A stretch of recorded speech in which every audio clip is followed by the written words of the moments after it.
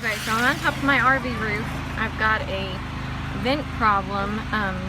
It has always worked fine, and then one day it kind of just started cutting out and then just stopped working whenever I go to turn it on. So I figured we'd get up here and see if we can find out what the problem is. I'm kind of halfway through the project, but I'll just show you what I've done so far. The very first thing, of course, I had to do was take off the cover, the vent cover, and it's really simple. Normally just connected with just some bolts and some washers. And I just use a wrench. I didn't have the exact size for my nuts, so just some pliers. Take those off on each of the 4 points, and then it just slips off. Sometimes it can get stuck on there from buildup, or if you seal it with one of those on, sometimes it can get stuck. But just take that off first, and then you'll get to the vent, and of course open that vent up from the inside, so it's cracked open, and then you can't open it anymore because it's connected right there. So all I did was it was connected by 2 screws, so as opposed to undoing the vent from the back side there, which the screws are actually all covered up with the new roof that we did. I just unscrewed the 2 screws from there and there so I could get where it's connected to the vent, and just flapped it open so I had access inside. Of course, it's pretty dirty. Sometimes I found if I ever have electronic stuff in the vents, like push buttons and stuff, if they ever stop working, I found that sometimes it's just not making a proper ground because of corrosion or rust. So I'll just get to where the rust is and scrape that away and make the connection, and then it works. But of course, it always helps when you have access to these things. It's not fun, but you might as well go ahead and clean it. So first I'm going to go ahead and clean all this dirt up. And right here is where the ground is.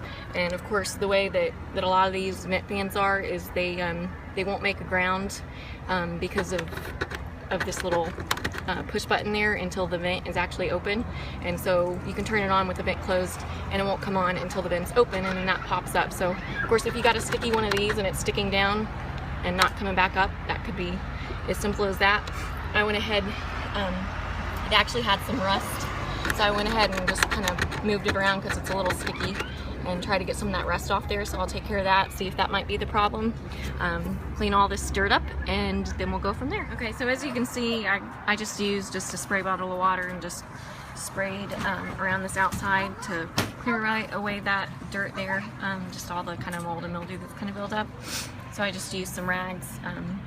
It's a lot easier than, of course, bringing a bucket of water up here. Just having a spray bottle of water. And of course, as always, whenever you're dealing with electricity, take extra care not to get any exposed wires or anything wet, and just watch out what you're doing. Since I've got that clean, of course, we need to clean this fan. And the best way that I think would be to do this is, of course, remove the motor first. Just makes it a little bit easier. On my motor, it's just got 4 screws that it's connected with, so I've got all but one. I'm going to undo that screw, and then pull this motor out and move to the side. That way this fan is connected inside the vent with 4 screws, one there, and another one there and there, and then it just pulls right out. And so once I move that motor, just kind of make that easier, so I don't have to remove that ground wire. I can just kind of set the motor out of the way, and then we'll go from there. I can then check the motor without the fan attached, which is what I've done in the past, and then see if the motor turns out without detaching the fan, because sometimes the fan, if it gets something stuck in there, it can just cause too much strain on the motor and the motor not be able to spin it. So we'll see if that does that. And the safest thing, of course, to always do is, if you ever do mess with any of the wiring, is of course make sure that the breaker's turned off. That way you don't have to worry about shock or electrocution. So I wanted to remove the motor from the fan, but on this one it's a little trickier to remove than other ones that I've removed before, and I'll show you what I mean. Let me find it. Okay, it's kind of hard to do this in the camera in here, but there's a little hole to access, but the way this motor is connected, I can get the camera in there, that little tiny hole in there is a hole for an Allen wrench, a very, very teeny tiny Allen wrench, which I'm not going to go digging around for mine. I've got some that are that small, but I can just hold on to this without moving it too far and not have to disconnect it. So I'm just going to try to clean off this fan with the motor still connected, and I'll just have to keep it close to the vent and get it cleaned off that way. So, but of course, if you wanted to go through the trouble, you could, if you're just like mine, get your Allen wrench and attach it that way. But otherwise, they would normally just pry off. But so, got all this cleaned. So it'll pull the fan out, and without detaching the motor, I was able to slowly and carefully clean off everything. You would have never known that this thing was actually clear plastic because it was so nasty. This thing is an 02 Bounder, and I would assume that this is the original Vit fan. So who knows how long since it's been cleaned, because I know it's the first time I've cleaned it since we got it in 2011. Anyway, I got all this cleaned off, just was careful so I didn't get any liquid up in the motor, and then I just lifted it up. It was, I had to kind of carefully get it up because it kind of stuck a little bit, but once I just lifted it straight up, and I just went ahead and cleaned out all of the inside. I wasn't super meticulous because, as you can see, there's still little traces, but it doesn't have to be perfect.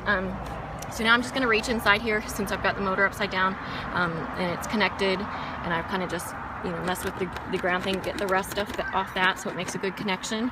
And I'm going to turn from the inside, because I have a knob that has a 0, 1, 2, 3 for you to turn it on 3 different levels. I'm going to turn that on and see if it comes on.